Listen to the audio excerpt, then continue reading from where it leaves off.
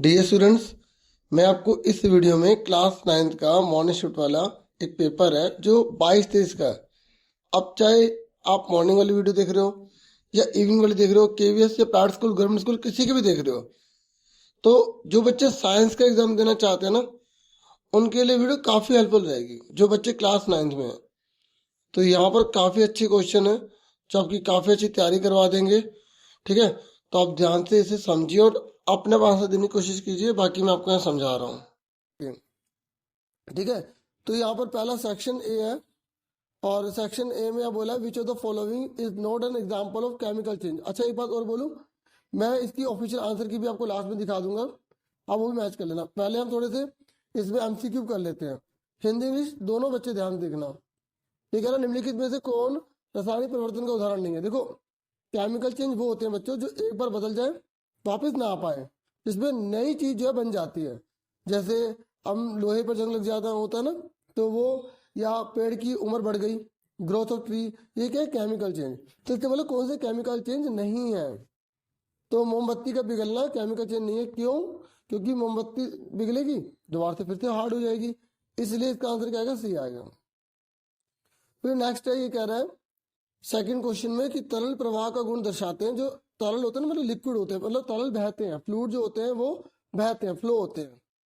तो ये कह रहा है कि इनमें से कौन सी बात इसकी सही है, मतलब जो लिक्विड होते हैं उसकी कौन सी बात सही है? तो यहाँ पर इसका आंसर आएगा सी, क्योंकि जो लिक्विड होते हैं ना, गैस और द्रव पदार्थ तरल के रूप में व्यवहार करते हैं। मतलब जो एक तो गैस लिक्विड होती है और लिक्विड लिक्विड होता है, तो इसलिए गैस और लिक्विड दोनों ही बहते हैं। देखो, आपने सिलेंडर में देखा होगा, गैस भरी जाती है ना, फिर वो क्या नाम हो जाता है उसके? LPG, liquid petroleum gas. ठीक है, इसलिए जो गैस होती है और जो लिक्विड होते हैं वो क्या होते हैं? बहते हैं। अच्छा, पहले आप खुद ट्राई करना, फिर अपने आंसर मैच करना। फिर थर्ड है,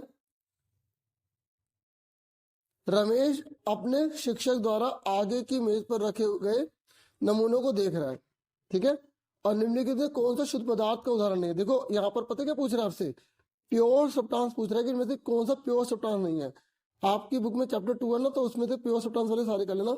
मैं आपको बता दूं प्योर सब्सटेंस कहते कैसे हैं। प्योर सब्सटेंस वो होता है जिसमें एक ही टाइप के पार्टिकल्स पाए जाते हैं। ठीक है, तो इसमें आंसर क्या आएगा? Mixture of iron and sulphur. ठीक है, क्या आएगा? Mixture of iron and sulphur. ठीक है, लोहे और सल्फर का मिश्रण। फिर नेक्स्ट है, एल्यूमिनियम क्लोराइड के रासायनिक सूत्र को पहचानिए। ठीक है, केमिकल फॉर्मूला बताइए एल्यूमिनियम क्लोराइड का। तो देखो, इसका केमिकल फॉर्मूले का बनाना मैंने आपको सिखाया था, तो मैं आपको दोबारा बता दूं। आपको ऐसे करना होगा, ये एल्यूमिनियम है, क्लोराइड है, तो पहले एल्यूमिनियम का सिंबल लिख लो, क्लोराइड का सिंबल लिख लो। फिर एल्यूमिनियम की वैलेंसी कितनी होती है? एल्यूमिनियम की होती है आपकी 3 होती है, क्लोराइड की कितनी होती है? 1 होती है। अब इसको क्रॉस मल्टीप्लाई कर दो, तो क्या आ गया? Al1Cl3 नीचे लगाते हैं। ठीक है, तो इसलिए इसका आंसर क्या आएगा? सी आ जाएगा। ऐसी चैप्टर 3 में आपको और केमिकल फॉर्मूले करने हैं। आप रासायनिक सूत्र किसे कहते हैं वो कर लेना। अब जैसे जो लास्ट ईयर है ना, उसके हिसाब से अलग एटमोसिटी कर लेना। परमाणुता किसे कहते हैं? डाल्टन की एटॉमिक मॉडल की जो थ्योरी है वो पढ़ लेना। ठीक है, फिर कह रहे सोडियम हाइड्रोक्साइड में कितने तत्व उपस्थित होते हैं? ये कह रहे कितने एलिमेंट होते हैं सोडियम हाइड्रोक्साइड में। देखो, एलिमेंट पूछ रहा है, तो पहले आप इसका सिंबल लिख लो, सोडियम हाइड्रोक्साइड। तो कितने एलिमेंट हो गए? एक सोडियम, दूसरा ऑक्सीजन और तीसरा हाइड्रोजन। तो 3 हो गए, इसमें कितने हो गए? 3। उसके बाद नेक्स्ट है, एक परमाणु में 19 प्रोटॉन है, 18 इलेक्ट्रॉन है और 21 न्यूट्रॉन है। तो ये कह रहा है कि परमाणु की संख्या कितनी होगी?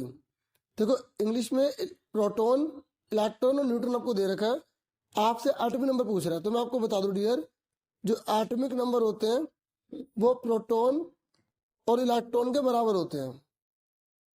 ठीक है, नॉर्मली ऐसा पाया जाता है, पर आप कहेंगे सर यहाँ पर तो प्रोटॉन और इलेक्ट्रॉन तो सेम ही नहीं है, तो इसने एक आधा शेयर किया होगा इलेक्ट्रॉन, ऐसा इसलिए होगा। ठीक है, तो यहाँ पर परमाणु संख्या पूछ रहा है, तो आपको याद रखना है कि कभी भी अगर आपसे परमाणु संख्या के बारे में बोलेगा, ठीक है, एटॉमिक नंबर के बारे में पूछेगा, तो वैसे तो एटॉमिक नंबर जो होते हैं नंबर ऑफ प्रोटॉन के बराबर होते हैं। तो आपको हमेशा यहाँ पर प्रोटॉन बताना है कि 19, क्योंकि याद रखना अगर एटॉमिक नंबर पूछेगा तो वो प्रोटॉन के बराबर होंगे, तो इसलिए इसका आंसर जो है वो क्या आएगा हमारा 19 आएगा। ये याद रखना डियर, हमेशा प्रोटॉन के बराबर होते हैं। अगर मास नंबर पूछेगा तो आपको प्रोटॉन और न्यूट्रॉन को प्लस कर देना है, क्योंकि इलेक्ट्रॉन ना अगर कोई शेयर कर लेता है तो कम या ज्यादा हो जाते हैं। समझे मेरी बात। 7वें क्वेश्चन पर आ जाओ। 7वें में बोल रहा है कि अगर किसी एलिमेंट में 20 एटॉमिक नंबर है, परमाणु 20 है, तो उसका इलेक्ट्रॉनिक कॉन्फ़िगरेशन कैसा होगा। तो देखो आपको पता होना चाहिए जो शेल होती है ना, कक्ष के एल एम एन इस तरीके से होती है। तो पहले वाले में 2 भरते हैं, बाद वाले में 8 लेते हैं, तो टोटल 20 है। तो पहले में 2 भर गए, फिर दूसरे में 8 आएंगे, तीसरे में 8 आएंगे, 8 और 16 2 कितने हो गए 18 और 2 यहाँ आ गया 20। तो इसलिए इसका आंसर क्या आएगा हमारा डी आंसर आ जाएगा। मैंने ये आंसर करे हुए आप देख भी सकते हैं। ठीक है, समझ में आ गया। हिंदी में बोलते हैं इलेक्ट्रॉनिक विन्यास। इलेक्ट्रॉनिक विन्यास के एल एम एन कक्ष में बांटे जाते हैं। तो पहले जो होते हैं वो पहले वाले में 2 आएंगे, ठीक है, और दूसरे में फिर 8 करके भरना है। जैसे गुल्लक होते हैं ना, गुल्लक वैसे आपको भरना है। ठीक है, तो 8 फिर 2, इसमें 9 नहीं ले सकते आप।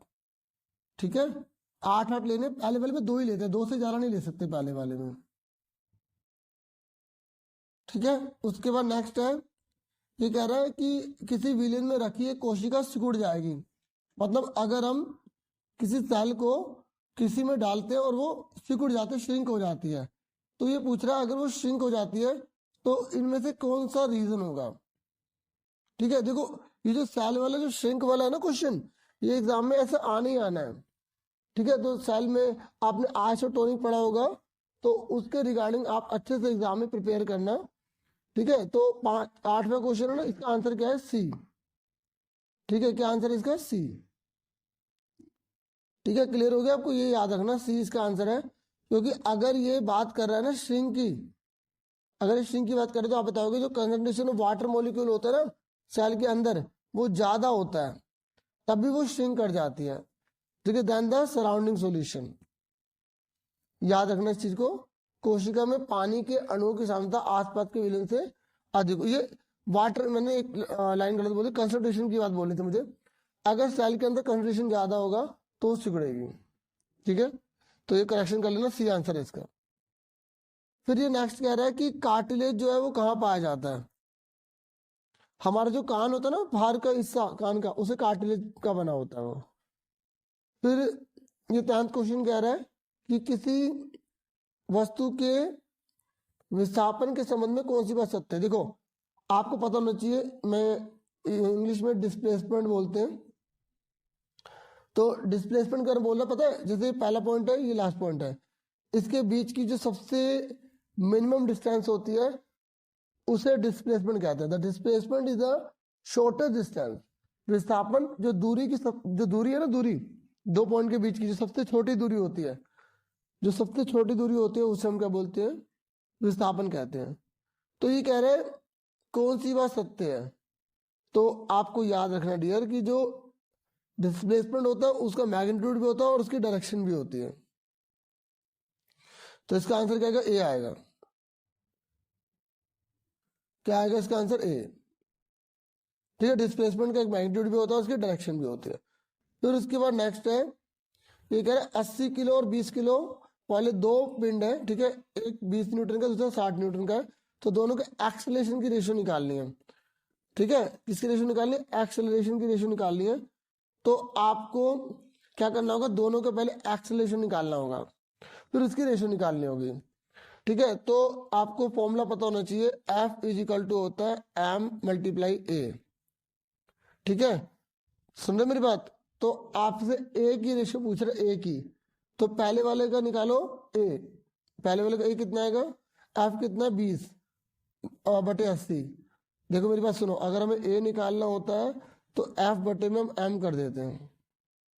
ठीक है, तो एफ कितना पहले वाले का 20 और ठीक है एम कितना है 80, तो 0 0 करके 2 1 कम 2 तो 4 तो 1/4 आ गया। तो पहले वाले का 1/4 आ गया, दूसरे वाले का निकालो, दूसरे वाले का 60 और बटे में 20, तो 0 0 करके 2 3 6 3 आ गया। ठीक है, अब देखो पहले वाले का कितना है 1/4, दूसरे वाले का कितना 3/1, तो 1/4, तो उल्टा कर देंगे, 3/1 को उल्टा कर देंगे, तो 1/3 हो जाएगा। तो आंसर कितना आ जाएगा, 1:12 आ जाएगा। क्या आ जाएगा, 1:12 आ जाएगा। ठीक है, तो उसके बाद इसका आंसर है 12 में आ जाओ।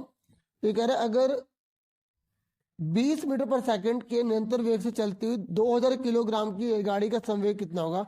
यहां पर आपसे पता है क्या पूछ रहा है, मोमेंटम पूछ रहा है। क्या पूछ रहा है, मोमेंटम। तो मोमेंटम का फॉर्मूला आपको पता है बच्चों क्या होता है। मोमेंटम का मतलब सिंबल होता है P, और P का फॉर्मूला होता है M×A।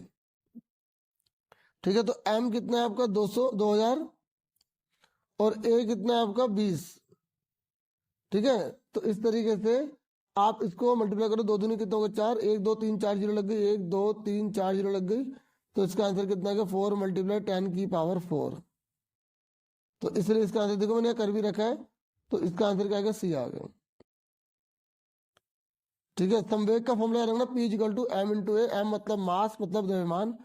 फिर 12th क्वेश्चन है, तो ये कह रहा है कि एक संगीत समारोह में जो ऑर्केस्ट्रा बजाने से पहले एक सितार वादक सितार की डोरी को तनाव को समायोजित करने की कोशिश करता है और डोरी को उपयुक्त ढंग से खींचता है। तो आपको बताना है कि वो ऐसा करके वह क्या समायोजित कर रहा है। ठीक है, तो इसका आंसर है डी। अन्य संगीत वाद्य यंत्रों की आवृत्ति के साथ सितार की आवृत्ति, मतलब जो दूसरे बज रहे हैं और जो सितार बज रहा है उनकी फ्रीक्वेंसी के साथ वो तो मैच करने की कोशिश कर रहा है और एक सुर बनाने की कोशिश कर रहा है। ठीक है, आप इंग्लिश में भी पढ़ सकते हैं, इसका आंसर क्या है, डी है। फिर ये कह रहा है कि अगर दो लगातार स्ट्रिंग है, ये गर्दन के बीच की दूरी x है, तो तरंग दैर्ध्य कितना होगा। देखो आपको पता होना चाहिए वेवलेंथ क्या होती है। देखो ये क्रेस्ट है, देखो जो ऊपर वाला है इसे क्रेस्ट कहते हैं, और ये नीचे वाले को ट्रफ कहते हैं। ये क्या है, क्रेस्ट, और ये क्या है, ट्रफ। इसे बोलते हैं हिंदी में श्रृंग, और इसे बोलते हैं गर्त। ठीक है, तो ये कह रहा है कि अब ये अगला आ गया, ये श्रृंग है, ये भी श्रृंग है, ये भी श्रृंग है, तो इन दोनों के बीच की दूरी x है। तो कह रहा है वेवलेंथ कितनी होगी। तो देखो जो दूरी होती है ना दो के बीच में, उसे ही वेवलेंथ कहते हैं, उसे ही तरंग दैर्ध्य कहते हैं। तो इसलिए x है, तो x ही आंसर इसका आ गया। फिर ये कह रहा है कि पौधों को सबसे बड़ी मात्रा में क्या चाहिए होता है। पौधों को सबसे ज्यादा मैक्रो लेवल पर क्या चाहिए होता है, तो इसे चाहिए होता है NPK। फिर ये कह रहा है किस फसल पैटर्न में एक ही खेत में 2 या 2 से अधिक फसलों को एक साथ उगाया जाता है।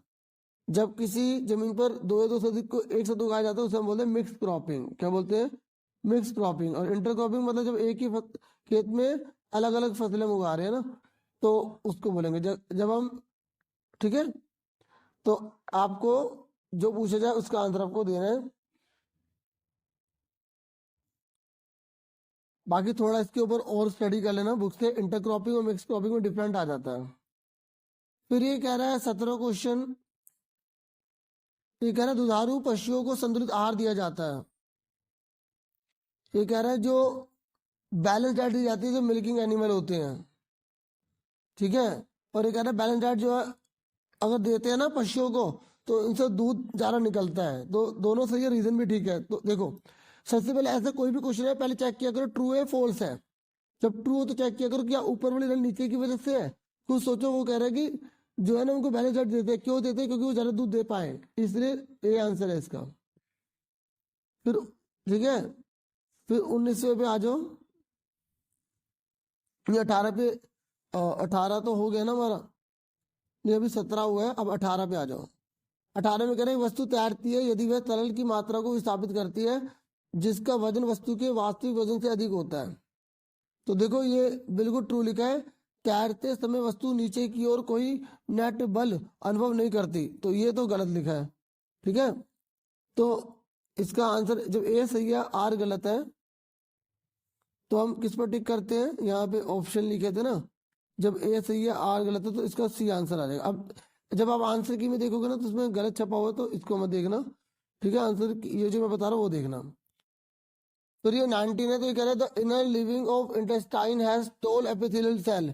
तो ये ट्रू है, ये कह रहा है columnar epithelium facilitate absorption and secretion. तो ये भी ट्रू है, दोनों ट्रू है, रीजन भी ठीक है, तो ए आंसर होगा। ये आप चैप्टर जो 6 है उसमें पढ़ेंगे ना, तो आपको अच्छे से पता लगेगा। और उसमें आप कार्डियक मसल के बारे में पढ़ लेना। और जो पांचवा चैप्टर है उसमें तो 3 प्रकार की सेल के बारे में जो बता रखा है, ठीक है, सिंपल टिश्यू और कॉम्प्लेक्स टिश्यू जैसे आपने पढ़ा होगा। और तो एरियोलर टिश्यू, तो ये सब अच्छे से सारी चीजें पढ़ लेना, ठीक है। उसके बाद 20 क्वेश्चन है। तो ये कह रहा है कि कोशिका भित्ति कोशिका का निर्जीव भाग है, मतलब ये कह रहा है जो सेल वॉल होती है वो जिंदा नहीं होती है। तो बिल्कुल सही बात बोल रहा है। कह रहा है इट डज नॉट ऑफर, ये ना प्रोटेक्शन देती है, ना शेप बनाती है, ना सपोर्ट करती है। तो ये तो गलत बोल रहा है, तो ए सही है, आर गलत है, तो सी आंसर आ गया इसका। अब देखो बाकी जो क्वेश्चन है ये मैं नहीं पढ़ पाऊंगा, आप इसके आंसर देख लो